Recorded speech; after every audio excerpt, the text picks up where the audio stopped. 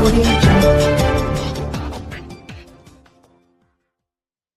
भीम, नमो बुद्धा। दोस्तों, मैं राहुल नागपाल और आप हमारे चलते चलते के खास एपिसोड में हम लोग हैं लखनऊ में।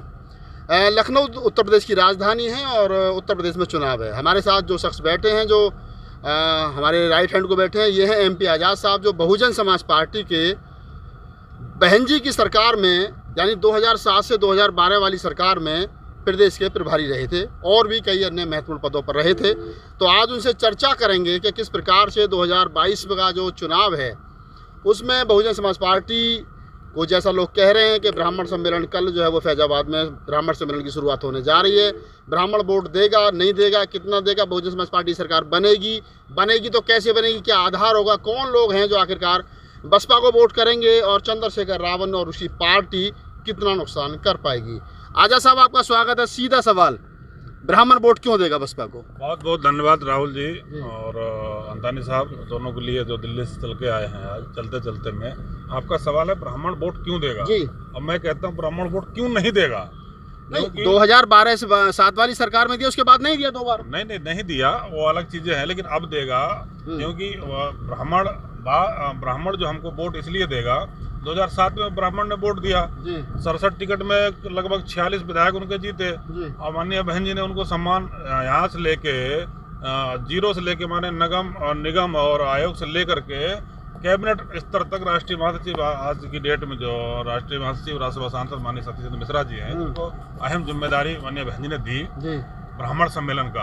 और ब्राह्मण सम्मेलन जब से माननीय बहन जी ने अभी 2 दिन पहले जो कॉन्फ्रेंस करके बताया हम ब्राह्मण सम्मेलन करने जा रहे हैं, तो अन्य विपक्षी पार्टियां जो सत्ता में काबिज पार्टियां हैं उनकी चूल्हे हिल गई। ब्राह्मण वोट इसलिए देगा, जैसा कि आपका सवाल था ब्राह्मण वोट क्यों देगा।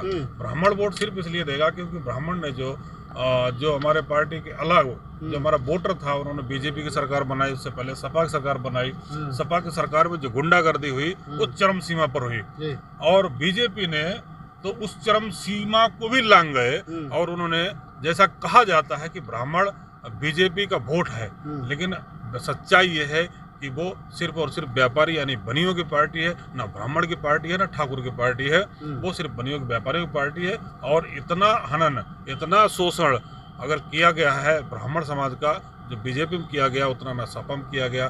बहुजन समाज पार्टी में हमने उनको बहुत सम्मान दिया और यहाँ तक कि हम माननीय बहन जी ने जो पार्टी में जो स्लोगन दिया, सर्वजन हिताय सर्वजन सुखाय, तथागत बुद्ध ने दिया था।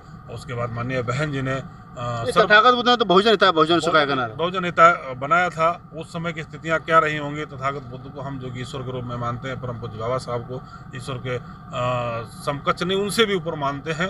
तो माननीय बहन जी ने देखा, क्योंकि राजनीति और एक संगठन में बहुत अंतर होता है नागपाल जी, क्योंकि राजनीति में हमको सबका साथ चाहिए, तभी हम काम कर पाएंगे। हम अगर व्यक्तिगत एक बिरादरी को लेकर के चलें तो हम सरकार स्थापित नहीं। लोगों का आज़ाद जी आरोप है कि हम लोग बहुजन समाज नहीं बना पाए। अगर हम बहुजन समाज बना लेते तो हमें ब्राह्मणों की वोट की जरूरत नहीं पड़ती। या 52% OBC महत्वपूर्ण है या 10% ब्राह्मण महत्वपूर्ण है?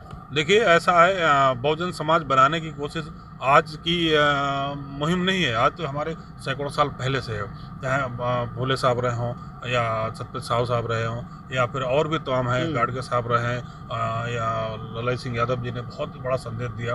बहुजन समाज में दरअसल में बनाने में हम लोग क्या है, बंटते चले गए पार्टियों के नाम पर, बिरादरी के नाम पर, समाज के नाम पर। बीजेपी एंड कंपनी के लोगों ने वही काम किया, डिवाइड एंड रूल का, कि उन्होंने हमको बांटने का काम किया।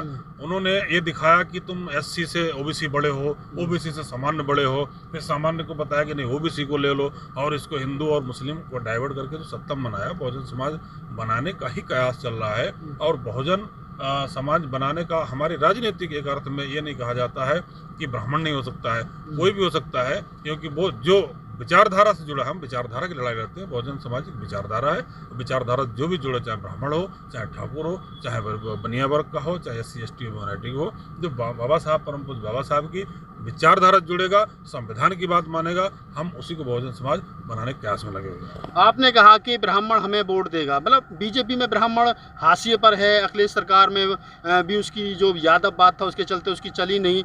मतलब विकल्प मजबूरी में वोट देगा या विकल्प के रूप में वोट देगा? अब इसको आप किस एंगल से लेते हैं वो तो पता नहीं, लेकिन मुझे लगता है कि ब्राह्मण समाज विकल्प नहीं कह सकते हैं। ब्राह्मण समाज का एक जो पुराने से लेकर देखा, ब्राह्मण समाज ने इकट्ठा किया, राज किया अलग बात है, लेकिन इकट्ठा करने की कोशिश की और इकट्ठा करने में हम लोग लगे हुए हैं। ब्राह्मण समाज को या ओबीसी के जितने भी लोग हैं जिनको सम्मान कहीं नहीं मिल पाया, वो बहुजन समाज पार्टी में सम्मान दिया। और बहुजन समाज वो फैक्ट्री है, नेता बनाने की फैक्ट्री। आज जितने भी, चाहे बीजेपी सरकार हो चाहे समाजवादी पार्टी हो, सबसे ज़्यादा नेता हमारे यहाँ के ही वहाँ हैं। आपने कहा कि हमारे मतलब ब्राह्मण, जो ब्राह्मणों के बड़े नेता थे, पश्चिमी उत्तर प्रदेश की मैं बात करूं तो वहां पर रामवीर उपाध्याय ब्राह्मणों के सबसे बड़े नेता के रूप में थे। पार्टी से निकाल दिए, सीमा उपाध्याय पार्टी से निकाल दिन, और उनके एक भाई थे जो लोकसभा के चुनाव थे, वो पार्टी से निकाल दिए। ऐसे में एक सतीश चंद्र मिश्रा के सहारे या नकुल दुबे के सहारे या रितेश पांडे के सहारे क्या पूरे उत्तर प्रदेश का ब्राह्मण हमारे साथ, बसपा के साथ आएगा? देखो, रामवीर उपाध्याय जी की आप बात कर रहे हैं, उनको कैबिनेट का मिनिस्टर बनाया माननीय बहन जी ने, और बहुत बड़ा विभाग उनको ऊर्जा मिनिस्टर बनाया था। तो वो उनकी व्यक्तिगत समस्याएं थी, उन्होंने एक पार्टी पर दबाव बनाने की कोशिश की थी, और हमारे यहाँ बहुजन समाज पार्टी में एक दबाव नहीं बना सकते, क्योंकि यहाँ एक विचारधारा है। हम किसी को नीचा नहीं दिखा सकते हैं, किसी को इतना ऊंचा भी नहीं बढ़ा सकते हैं। ये हमारा एक बायोलॉज है, पार्टी के मानवर साहब का एक बायोलॉज है, पार्टी का है कि वो उन्होंने एक दबाव बनाने की कोशिश की पार्टी में, उनके हिसाब से चला जाए तो ऐसा नहीं है। जो बायोलॉज बना हुआ सर्वजन हिताय, सर्वजन हिताय, सर्वजन सुखाय, सर्वजन हिताय के हिसाब से चल सकते हैं। तो उन्होंने एक दबाव बनाने की कोशिश की, तो इसलिए उनको पार्टी से निकाला गया था। तो उन पर हम लोग चर्चा नहीं कर सकते हैं। एक रामवीर उपाध्याय ने, बीएसपी ने सैकड़ों नहीं हजारों लाखों रामवीर उपाध्याय पैदा कर दिए। आज ब्राह्मण समाज का या अन्य अपर कास्ट के लोगों का पूरा मुहिम चल गया है कि हम बहुजन समाज पार्टी के साथ। कितने परसेंट ब्राह्मण वोट देगा बसपा को? ब्राह्मण, मैं तो उनसे निवेदन करता हूं कि वो 100 में 100% आए, और मुझे उम्मीद है कि सबसे ज़्यादा वोट बहुजन समाज पार्टी को। अगला सवाल, चंद्रशेखर रावण युवा 18 से 25 का, तो उसके पीछे दलित समाज का जो युवा है वो घूम रहा है उसके पीछे, तो अब तो दलित वोट में भी सेंध लग रही है। ये तो सोचना है लोगों का, वोट में सेंध नहीं लगा सकते। और चंद्रशेखर की अगर बात करें तो वो कोई ऐसी वो उस लाइन में है नहीं, हालांकि लोग उठाते हैं, ऐसा कुछ है नहीं। वो लोगों को इकट्ठा कर सकता है, भीड़ इकट्ठा कर सकता है, हुड़दंगे इकट्ठा कर सकता है, लेकिन वोट के नाम पर वो डाइवर्ट नहीं कर सकता। क्योंकि मैं आज़ाद समाज पार्टी जब इन्होंने बनाई तो मैं संगठन से जुड़ा था इनके, और मैं कुछ दिन उनके साथ काम भी किया, लेकिन उनकी छोड़ क्यों दिया? छोड़ दिया, उनकी विचारधारा जो है बहुजन मूवमेंट के हित में नहीं है।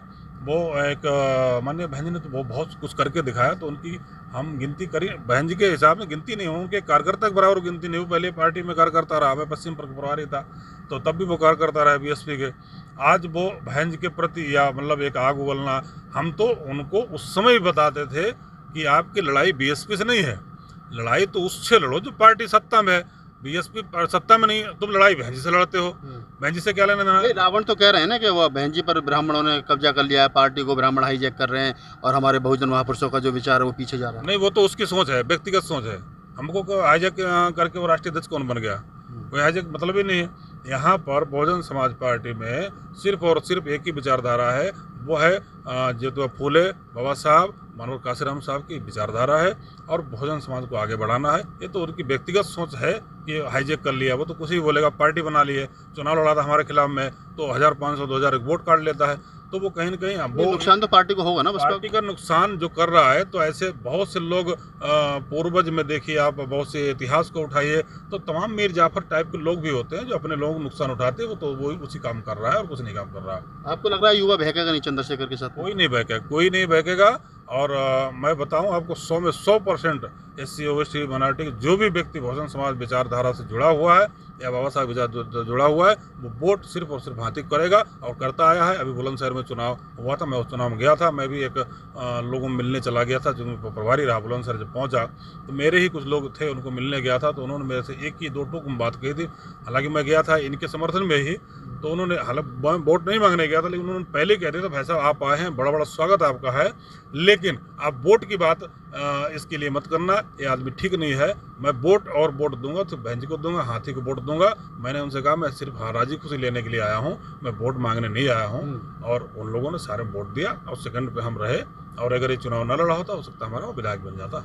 आपने कहा अगर चंद्रशेखर चुनाव नहीं लड़ा होता तो हम लोग वहाँ बुलंदशहर में जीत जाते, तो ये तो 2022 में भी हो सकता ना आजाद जी? नहीं हो सकता है, हम क्या तैयारी क्या है? उन्हीं गुमराह जो हमारे युवा लोग हैं, उनको जो गुमराह हो गए, वो जो बीजेपी के या कांग्रेस के पैक्ट पे जो काम कर रहे हैं, हमारे लोगों को हराने का काम कर रहे हैं, तो उनके लिए एक अपील करना चाहता हूँ आपके माध्यम से कि वो गुमराह ना हो। अगर वो विकल्प के रूप में उसको मजबूती से उतार सकते हैं तो ठीक है, वरना बहुजन समाज पार्टी के अलावा कोई विकल्प नहीं है। बहुजन समाज पार्टी है, एक ही संकल्प है, एक ही विकल्प है। और जितने भी युवा साथी हैं, कहीं गुमराह ना हो। सरकार बहन जी की बनेगी और बहन जी मुख्यमंत्री बनेगी, बहुजन समाज पार्टी की सरकार बनेगी। चलिए, तो आप थे MP आज़ाद हमारे आज के खास एपिसोड चलते चलते में लखनऊ की गलियों से, लखनऊ की राजनीतिक सत्ता के गलियारों से। उत्तर प्रदेश की राजधानी लखनऊ है और MP आज़ाद साहब बहुजन समाज पार्टी के प्रदेश के प्रभारी रहे थे। और बहन जी जिस प्रकार से घोषणा कर चुकी हैं कि 23 तारीख से ब्राह्मण सम्मेलन होंगे, हमने उस पर भी खूब खुल करके उनसे बात की। चंद्रशेखर रावण कितना नुकसान जो है वो बहुजन समाज को पहुंचा सकता है या बहुजन समाज पार्टी को पहुंचा सकते हैं, उस पर भी उन्होंने खुल करके बात की। क्योंकि वो बहुजन समाज पार्टी से तो अभी भी जुड़े और पहले भी जुड़े थे, लेकिन बीच में कुछ समय के लिए वो आज़ाद समाज पार्टी का भी हिस्सा रहे थे। तो उन्होंने बताया कि आज़ाद समाज पार्टी के अंदर क्या है, वहाँ मिशन नहीं है, वहाँ कुछ और ही है। तो अगर आपको लगता है कि हमारी ये रिपोर्ट अच्छी है और ये आप जन जन तक पहुँचनी चाहिए, तो इस वीडियो को आगे बढ़ाइए और शेयर कीजिए, कमेंट्स कीजिए, अपनी राय दीजिए। बहुत दिन से बहुत सारे साथी कह रहे भैया मेल का जवाब मैं जो है आप मुझे मेल कर, तो मैं नहीं दे पा रहा हूँ। मैं कोशिश करूँगा कि आपके इस वीडियो पर जो मेल आएंगे मुझे rahulnagpalofficial@gmail.com पर, उनके जवाब जो है वो दिए जाएँ। और आप इस वीडियो को आगे बढ़ाइए, कमेंट्स कीजिए और हमारे चैनल को सब्सक्राइब कीजिए। मैं राहुल नागपाल आज के इस खास एपिसोड चलते चलते मैं लखनऊ से कैमरामैन CL बोध के साथ।